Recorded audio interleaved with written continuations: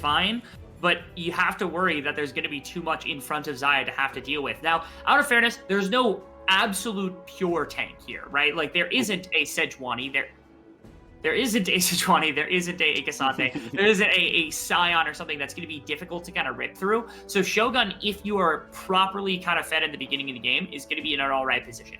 The problem, okay, this is one thing I don't like. So Vit has gone for lethal tempo.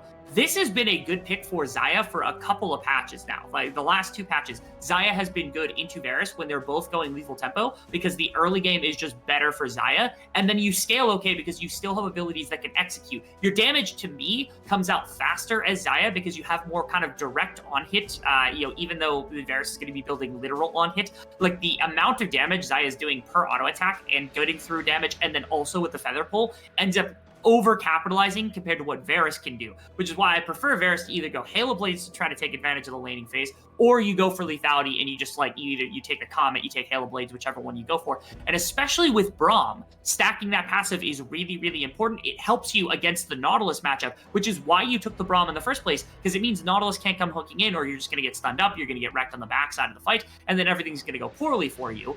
But that's not going to be the case. Instead, there is a little bit of wiggle room here for Shogun and Taki that's allotted because Vit's going to be playing for later gameplay. Both junglers starting on their red side of the map, and Guri starting on his Raptor. So I'm wondering if we're going to see 3 camps on the bottom side into maybe a lane gank through the bottom lane and try and find an early kill onto either Vit or B. Yeah. Okay. It is a Comet Sejuani top lane. This is like... I know this is probably something that, like, it happens, but it just... I don't know. This doesn't seem like a Hosmid thing. Like, Hosmid... No. I've never seen Hosmid shy away from doing something that's like normal, and this feels like it's free poke more than anything else, and he's already been bullied out at the beginning of the laning phase. And again, Hosmid's split has not been great so far, and it really sucks, because he's been one of our favorite players for a long time. He's been a top laner for a long time. Now getting wrapped around by Killer Queen. Well, we know how aggressive Killer Queen loves to be. We know how proficient he is on the Lee Sin, one of the best Lee Sins in Vietnam. And now looking towards Hosmed, who is slightly under-leveled, does hit level 3. Does the Team Whale topside have the damage flash away from Nick? Yeah, Hosmed! No way! Too many tower shots. Only an execute, though, so unlucky for Hosmed. He only gets 1 kill, but still a fantastic start for the Saigon Buffalo top lane. How in the world did that bag get fumbled so hard by Team Wales? What in the world? You know what's even worse about that is the only reason Hosmed didn't get that kill is because there is a shield that the safeguard came down on Lee Sin and blocked the auto damage because you'll see it at the back end of this play. I'm almost 100% sure Hosmed autoed Killer Queen, but it got blocked by safeguard's damage, and that's the only reason you get a double kill here. Yeah, look at this. Yeah, you just weren't ready. Okay, right here. No, okay, yeah, he did not. I thought there was an auto that came through and it got blocked by safeguard. I think the damage onto the shield would still count because you're removing part of the shield. That's not usually how it works in the game, but I could be wrong about that. Not usually, yeah. I'm not sure. One way or another, it doesn't matter because he didn't auto anyway. But somehow Hosmed, we were just flaming him, and I reverse caster cursed him by getting him a win in that situation. You're welcome, Hosmed. It was intentional. Yeah. Also, we talk about Hosmed champions. We usually think about Hosmed, Aatrox, Akali, Kennen, not Vayne. The kind of tank champions. Vayne, yes. Oh my god, his Vayne at MSI.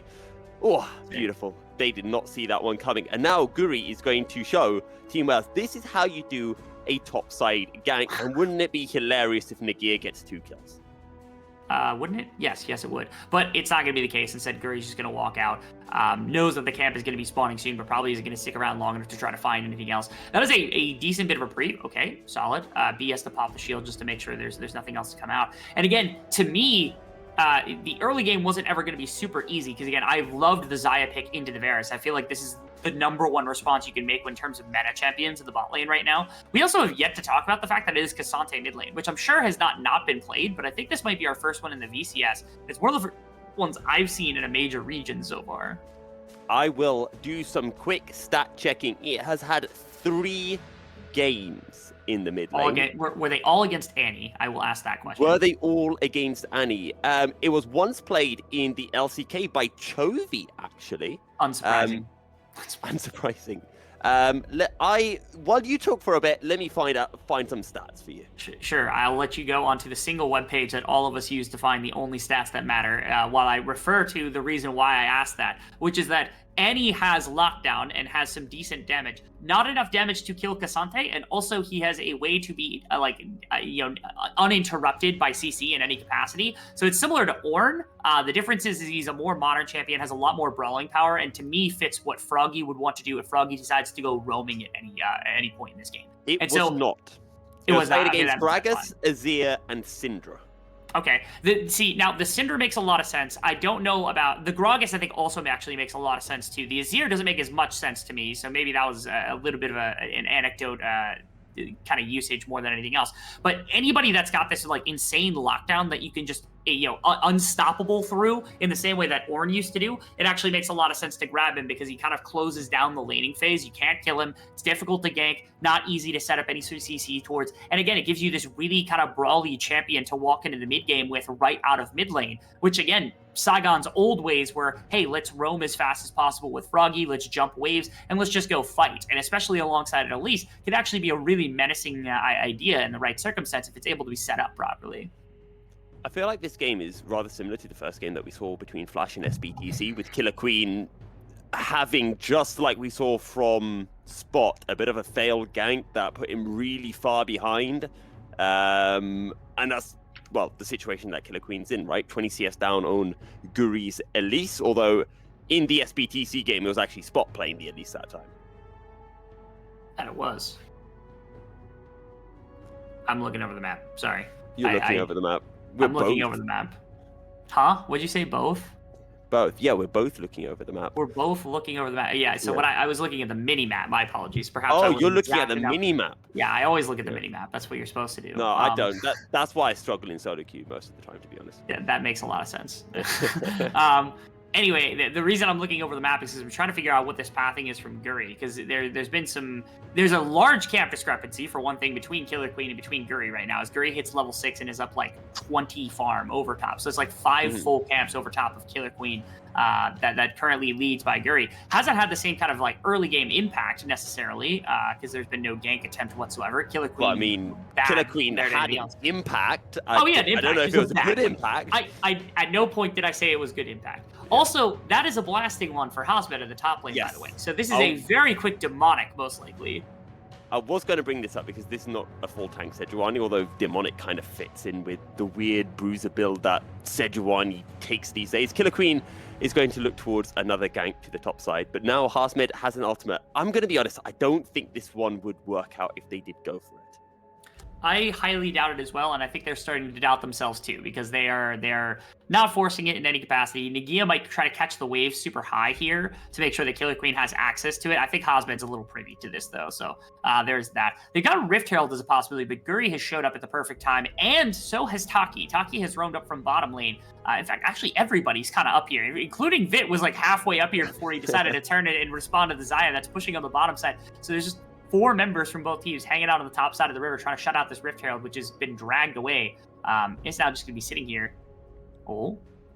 Killer Queen and Nagia behind. The Dominus has been used. They're looking for Guri, going to dash away. Locked down, though, by Nagia. Flash in pursuit. Guri is low, and Glory will pick up Team Wales' first kill of the game. And now they can look towards the Rift Herald. I have absolutely no clue who told Guri that that was a good idea. That was not slight. The thing is, they knew B was on top side of the map. They knew Glory was able to step off wave. They knew Killer Queen and Nagia were out of top side, but they were on top side, right? Like all of it. Well, the only person they didn't have tracking on was Killer Queen, right? Which I think they were all poking around the Rift Herald anyway. So Guri, like, what are you walking into the river for? Like, why are you going there? In fairness, Guri did get 3 flashes out of Team Wales. That is true. It was a lot of flash. It was actually a really good escape attempt, to be quite honest. And if it weren't for Nagia being able to kind of utilize that flash, and honestly, look at Nagia's health bar, look at like Killer Queen's health bar. In a right fight, there might have been a legitimate chance at a turn. It still is just a questionable decision, to say the least, to be like, okay, Guri, why are we going for the Rift Herald anyway? Oh, that's a really nice cocoon. Glory flipped into Saigon Buffalo's waiting arms, and a second kill of the game for the Buffaloes. Yeah, it's really funny because Froggy has had like these weird champions that have been thrown in. You think of it as like old school Galio player, and then you had like the Zac mid lane that he popped out at Worlds as well, like which was something that like they had been doing in the LEC for a decent amount of time. Caps tried to copy him recently as well. Yeah, Caps also had done it. I was gonna say I think Caps has tried it as well, which was a pretty cool thing. And the fact that Froggy is making this tank champion work in the mid lane. I mean, look at this. Look at this guy. It's crazy. I mean, we know Froggy for the likes of his Kane, some other crazy stuff he's played. I think it's Nautilus. Really nice play. Just flips into the cocoon. And a second kill for Saigon Buffalo. Team Wales now looking to try to get some vision over the bottom side of the map for the second Drake of the game, which will be an Ocean Drake. And this time we might see Vit and Shogun having some impact in a potential skirmish. They very much might. It is... Okay, Gale Force is completed now also for Shogun, which is kind of a cool thing. He has the ability to reposition feathers and things like that. It is a Rod of Ages that comes out for Hosmid. It's not a Demonic Rush, which is, again, it's not crazy. I haven't personally seen a whole bunch of like the Rod of Ages Sejuani. I get the idea behind it. There's some decent scalings on your abilities. Having the Rod of Ages is a really good way to remain tanky in fights by just having a bunch of bulk, having a bunch of mana, having a sustain for yourself, all that type of stuff. I haven't seen it because I don't know if the scaling is going to be good enough to actually warrant it. But in fairness, Hosmed was kind of hitting pretty hard with just a blasting wand. So maybe this is some dark tech that's being brought out by the top laner SGD. Guri and Darky getting river control for Saigon Buffalo. Froggy making his way down. Killer Queen and B just hovering around, and Vit might now be dead because he's going to have 3 members of Saigon Buffalo collapsing onto him. No way out for Vit. Forced to cleanse, forced to flash, but no way out as the Featherstorm will pick up the kill. Meanwhile, though, Team Wales have found an angle onto Froggy. Froggy, though, very tanky on this Cassante, will survive for a while, burning down, but still alive. And Team Wales are forced to retreat as the rest of Saigon Buffalo join into the fray. Okay. That's something else. It was crazy. Killer Queen actually kicked Froggy out of the fight with like 200 health left. I don't know if he thought that the execute was going to come through. Out of fairness, Froggy kind of jumped right back in because he's like, I want the smoke. I want the Jack Show to keep healing me. I want to be able to live forever and buy time for everybody else. But an insane set of plays from Wales where they just have not been able to find sticking power basically anywhere. This was the bot side play. Vit wanted to try to help out in some capacity. He probably needed to take a slightly different pathing because there was a lot of risk in walking into the dark side of the jungle with no kind of understanding where anybody is. The rest of the team then jumps on this tank and they just can't kill him. So again, it's Wales getting punished, losing 2 dragons at the beginning of this one. And let's not forget, Vit loses both of his summoner spells as well. So if Saigon Buffalo want to look for a dive, with Taki having a depth charge, with Guri on this Elise, Vit is going to be extremely susceptible. They will.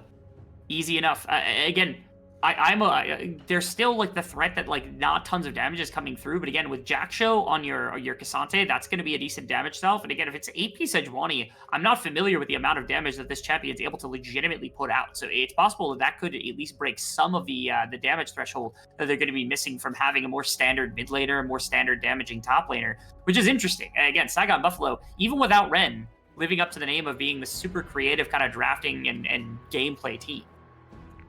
I think this just fits in with Hosmid, right? We were talking about his champion pool and how tanks don't seem to fit in. So Hosmid finding a way to pick the tank champion, but make it Hosmid-esque. Make it Hosmid-esque to grab up cooldown reduction and AP and all these other really, really fun things. So yeah, I mean, it's an interesting one. This has been a game that's been really good for Guri. Guri has, again, that one weird play around the Rift Herald. I think I'm willing to apologize because of the diff that's going on in the jungle right now. It's Diffy in the Jiffy, if you will, with a 30 CS advantage of the Elise over top of the Lee Sin. Lee Sin is not spiking. Not going to have Gore Drinker anytime soon. Probably has less pressure in this game. Yes, you can kick Sejuani. Yes, you can kick Cassante, but like, there's not a ton of legitimate assassination threat on a Shogun either with Killer Queen being this weak. So I'm feeling like you're feeling good right now. Look at Killer Queen's goal. He's actually lower than everybody. Only the supports are lower than him right now by about 500, which is kind of insane. Shogun, by the way, 1 kill, but like has just been sitting in the side lane collecting waves for free. So the one member that's supposed to be putting out all of the damage for this squad is getting the gold to be able to do so. Very close between Shogun and Nagia, and I think it does have to be said then as well that Nagia, if he can find a way into the backline with this Renekton, we know how strong the Crocodile is in the mid stages of the game. That being said though, Shogun does have a lot of protection with Froggy, Hosmid, Taki, and then his own Peel as well, having that Featherstorm at his disposal. Absolutely. Okay. Whew. I'm so keeping track. There's a fight going on top lane right now, and I was curious about that. Whether there was for a second there, Cassante was directly on top of the Annie model, so I was curious if we were going to jump up and see that in any capacity, but we ended up not in any way. So walking into that's a lot of okay. Sorry, I noticed the double gore drinker. For some reason, I also thought Varus had one because it was the same red, and I'm like, what in the world am I looking at? No, we're not quite that insane in the VCS, thankfully. Maybe a couple years ago, but not right now. Right now, if I'm Team Wales and staring down the middle of not a massive gold disadvantage, but at least some sizable amount of gold disadvantage, something that like you're not able to operate on, and you're sitting here released in a Renekton, I feel like you do have to fight for Dragon, for Rift Herald, for something here, just to make sure you don't fall completely behind in this game. Because your powers, it's going to be more difficult to do damage to some of these tankier champions as the game goes on, so you do have to be a little bit cautious that you don't just get run through as Team Wales, which I do like them trying to get into this river. They have to be a little careful because they're weak. They have to find ways to kill damage. Wow. Fight has started. Froggy pulling Nagia on to the side, but he's going to take a lot of damage. Flash forward from Nagia, gets the kill onto Froggy. Thank you very much, says Team Wales, as they continue to try to secure the Rift Herald. Taki's low has been hit by the Winter Spy. What can Guri do? Steps up forward, actually doesn't steal away the Rift Herald, just gives his life over. So Team Wales are able to secure themselves 2 kills, and they're looking for more as well as they drop the Rift Herald into the mid lane. Right there, Saigon Buffalo actually indexed pretty much everything into trying to make the assassination happen, and when they don't, Froggy gets separated from the rest of the fight, doesn't buy any space for anybody to step up, and this is a huge snowball effect. So Saigon Buffalo, they lose a big fight with 2 members. Guri, again, unnecessarily challenging the Rift Herald for no reason.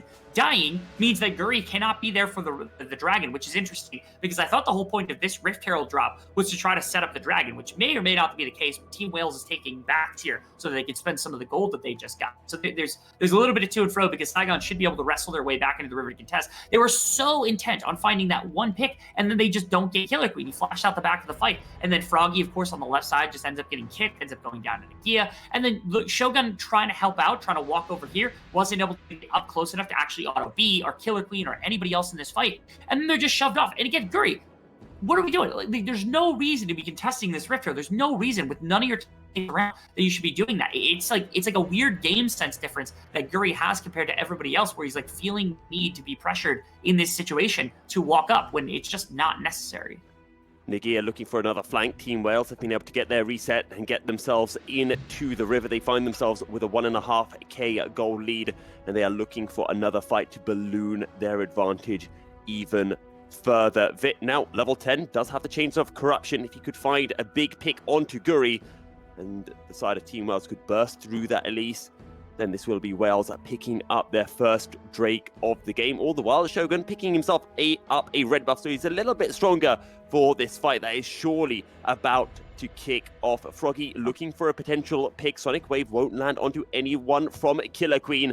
Froggy slowly stepping forward and forward. Glory has all of his stacks ready to stun whoever he needs. Again, Guri goes in and knocked away from the Drake, and Killer Queen will be able to secure the Infernal. Nagia dashing away, still alive. So many health bars are low. Guri has already fallen, and Team Wales have one. Team Wales have a second as Hazmed falls, and now they're looking for Froggy. Winterspike will be able to find a slow onto the Saigon Buffalo mid laner, but no follow-up from the rest of Team Wales. I do not know what it is that Saigon Buffalo is playing for here. It feels like they're playing constantly for objective steals more than anything else. They're not ready for the fight. They're not ready to full commit to try to go for the neutral objective to pull the dragon. Like, if they lose the fight afterwards and they pull third dragon, they have so much time in this game to play. Instead, they don't really do either. Like, look at this setup. There's 4 of them kind of clustered together. I'm surprised Glory did not the absolute dirtiest, like Tibbers. Look at this, right here. 4 stacked together. Instead, throws it directly at what I believe was Froggy, attempting to catch Guri so that you can prevent the smite from coming down. But had you thrown it into the backline, that probably ends up being 3-4 kills. Like, it was even misplayed by Wales, and they still can't win the fight because there's just no damage. Like, you've got some frontline.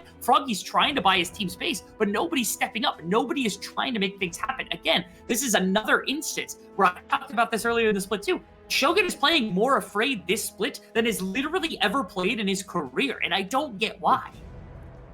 And this comes back to what you were mentioning during picks and bans, the fact that Saigon Buffalo only have 1 damage source, and it's Shogun, and maybe this is one of the reasons why he's playing a little bit more defensively. Maybe he's scared if he steps too far forward and he makes that mistake, then the fight's over. And if he thinks, okay, if I play a little bit safer, maybe I'm alive for longer, I can have more of an impact. Maybe it's the case that Saigon Buffalo have just been having a rather rough start to the split, and Shogun losing some of that confidence.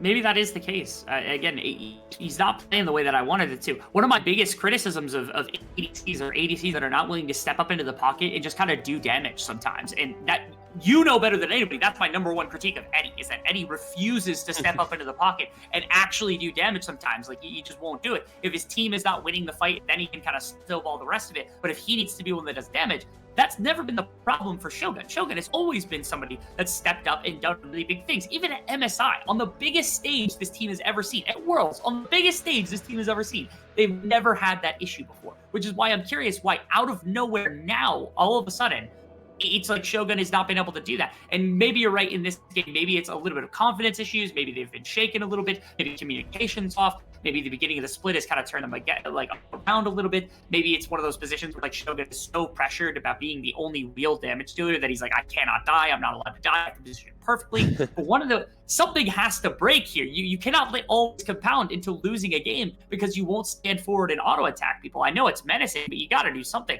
Don't just fall softly into the night with no noise.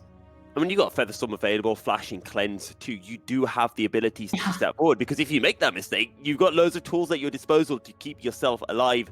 So I feel like right now there isn't that excuse not to be playing aggressively, as Killer Queen just getting caught somewhat. I don't think there'll be any Lee syndrome on to Froggy's Cassante. Team Wales just trying to get a bit of pressure, looking for a potential angle, maybe to start up the Baron Nashor. And despite some of the early dominance from Guri being able to get to a massive farm advantage and have a lot of pressure that didn't end up with good dredge line lands onto Killer Queen. The rest of Team Wales though instantly into the fight. Killer Queen somehow survived. Chains of Corruption will land. Harsmed has already fallen. Guri taken down to half health. The Blade Caller won't lock anyone from Team Wales in place as he continued to charge forward, looking towards Taki. Hail of Arrows won't quite find the slow onto Taki. But that being said, Team Wales get themselves a kill and now look towards the Baron. That is not the first time that Saigon Buffalo has made an incredibly big attempt towards Killer Queen to remove him from the fight when the Lee Sin is not valuable. The Lee Sin is the weakest member of this team by a significant amount. Like, I would rather kill B than Killer Queen in a number of circumstances outside of a bit where you're going for a Baron or something, right? And if you do take him out, like, even if it's a 1-for-1, if you keep Guri alive, if you keep Shogun alive, you could probably fight around the Baron. And maybe that's the thought process here. Just, okay, if we drive out Killer Queen, then we can go for a Baron, and then like, maybe we trade another Dragon, but at least we get a bunch of gold back in return.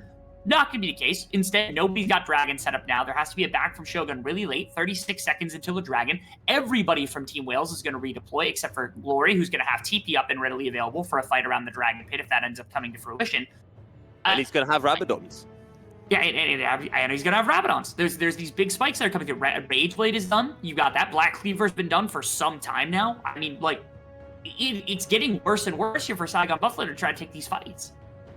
In fact, it's not just Rabadon's completed for Glory. Is that another AP item as well? It's a demonic now for Harsmed after the Rod of Ages. Okay, I've seen Rod of Ages before. I've seen demonic before. I've never seen Rod of Ages demonic. This has to be one of the first ones I've ever seen.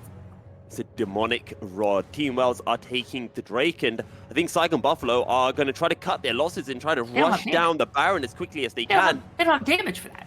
Who's doing damage? They're actually getting through this. That's surprisingly, yeah, but okay, they're already here though. It's like they were down to maybe 7,000, so they would have got it halfway before any response could come through from Team Wales. Like, they don't have the damage to make what happened. That was a bluff, and they just got called. And now, honestly, if I were Team Wales, I would just start it and say, okay, fight us. Like, what are you gonna do about it? Like, this isn't the coin flip Team Wales from 2022, Rebel. Cowards. This is the calculated, the cowardly Team Wales. The Team Wales that are 4th in the split right now and might be jumping up to 3rd after SBTC took that 2-0 loss to Team Flash earlier on today. Froggy, though, rooted under tower. Killer Queen lands a Sonic Wave. Doesn't go in and follow up on to Guri, but around the wall comes Nagia into the Glacial Fissure, and Team Wales will decimate Saigon Buffalo. It's only Froggy left standing, but that was all Nagia. What an engage from the Team Wales top laner. I I have not liked a single thing that Saigon has done this game, and I'm not even going to sit here and criticize them. If you want to do that during the break, we're happy to do so. Team Wales has punished his team in just about every conceivable way. Like, they left Shogun alone on the bottom side, does not matter. Shogun can step up into the pocket. Glory's has been a massive deterrent for multiple melee champions that are low range. The fact that Nagia, after the laning phase, like, Nagia was feeling okay and has just been this absolute difference maker. Like, Nagia does anything that he pleases inside of a team fight, and nobody has anything to say about it, which is just, it is the most Chad I think I've seen a Renekton play since Ryuk days. Like, it's kind of awesome to see these massive flanks that Nagia have really paid off, like, insanely. And there's just no counterplay. That fight was demolition. There was nothing. Shogun didn't ult, Shogun didn't flash, Shogun didn't cleanse. There's no way out. Like, you just lose. Like, there's nothing to be done. And now you're going to be down 8,000 gold. Team Wales has a firm control of this game. Double Infernal means that they're on their way to Infernal Soul with all this extra damage. There's like look at this. Like, that's insane. Nagia goes over the wall, and the rest of Team Wales just instantly follows up. And I'm trying to think about this game, right? And think about who has really stepped up. And genuinely, I can't think about who of Team Wales has been really impressive, because this just feels like a very good team performance. Every single member of Team Wales has played well. None of them dumpstered anyone from Saigon Buffalo in the early laning phase. It's all just come around skirmishing around objectives. Nagia and B have been electrifying, like, the entire game. I know it doesn't look like insane, but right now, Nagia and B actually have 100% kill participation for very good reason. B specifically on the Braum, like, somehow he took a decent matchup on bottom side, he translated it into map pressure elsewhere, and he snowballed the game. Like, Killer Queen was terrible at the beginning of this game, was down way too far, gave free gold over to the Sejuani that could have been a massive tank for this squad. Doesn't matter, because B kind of bailed him out around the neutral objectives, was able to help out when it came to punishing in a couple of circumstances, cutting off big kind of lines for Shogun. One of the main benefits of Xayah is that your feathers do through damage to a team. If Xayah can step up, she can actually hit like all 5 members at once, and there were fights where that was a possibility. B throws up a shield, feathers can't go through, feathers aren't doing any damage to anybody. Killer Queen just fishing for Sonic Waves over the wall. Froggy taking a lot of damage from Glory Zani, forced to retreat. Team Wales will get the mid lane in a tower as Nagia doing things in the mid lane gets caught by the dredge line. But guess what? He's got a Guardian Angel, and now Team Wales are coming to party. Glory takes a lot of damage, forced to go golden. Killer Queen goes golden as well. Froggy on the precipice of a dying Shogun, and Aguri as well on the retreat. Harsmed left by himself, and he's just going to be bacon for Team Wales as Killer Queen steps forward, looks to Taki, the Ignite ticking down. Taki just about survives a double kill though for Vid, and Team Wales are now looking for the finish against Saigon Buffalo. 2 wins and 2 losses for Team Wales, and they're going to be halfway to getting their 3rd win of Spring Split as they collapse onto the Nexus, and Saigon Buffalo won't be able to do anything except watch the Nexus blow up in their face and take a few extra deaths as well. And the thing was, like, Team Wales, when you think about, like, Killer Queen and wanting to aggress against the opposing jungler, got none of that.